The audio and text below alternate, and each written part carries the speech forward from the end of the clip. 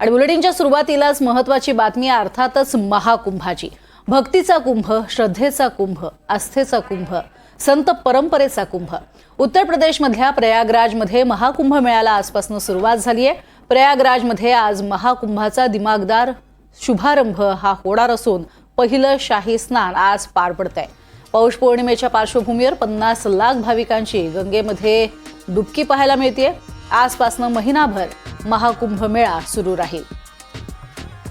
प्रयागराजमध्ये आज महाकुंभाचा दिमागदार असा सोहळा आपल्याला पाहायला मिळतोय। प्रचंड थंडी आहे, मात्र या थंडीतही संगमावरती स्नान घेण्याचा आनंद अनेक भाविक घेत आहेत। तसंच अनेक साधू संत महंत सुद्धा हे इथे उपस्थित आहेत।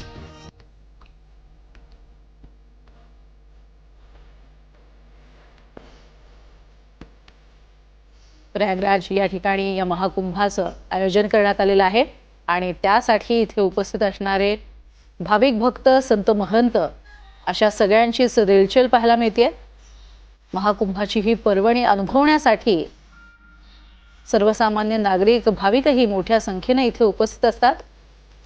इथे ड्रोनच्या माध्यमातून घेतलेली दृश्य आपण पाहतोय। एकीकडे सगळ्या बोटी या मागे सारण्यात आलेल्या आहेत आणि स्नान करण्यासाठी म्हणून मोठ्या संख्येने भाविक जे आहेत ते इथे जात आहेत। मात्र कोणीही आतपर्यंत जाऊ नये याची ही व्यवस्था करण्यात आलेली आहे।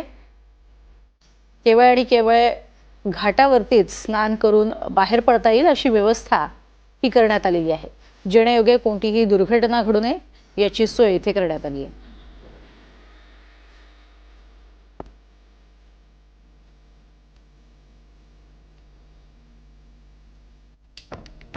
तर चला महाकुंभाचे साक्षीदार होऊया। आज पौष पौर्णिमेच्या दिवशी महाकुंभाला सुरुवात झाली आहे। कुंभमेळा भारतातील 4 पवित्र नद्यांवरती आयोजित केला जातो। पौष पौर्णिमा, मकर संक्रांती, मौनी अमावस्या, वसंत पंचमी, महाशिवरात्रीला कुंभमेळ्यातलं शाही स्नान पार पडतं। तर जेव्हा बुध वृषभ राशीत असतो, सूर्य मकर राशीत असतो, तेव्हा कुंभमेळ्याचं आयोजन प्रयागराजला केलं जातं। जेव्हा सूर्य मेष राशीत आणि गुरु कुंभ राशीत असतो, तेव्हा हरिद्वारमध्ये कुंभमेळा पार पडतो। जेव्हा सूर्य आणि गुरु दोन्ही सिंह राशीत असतात, तेव्हा कुंभमेळा नाशिकमध्ये पार पडतो।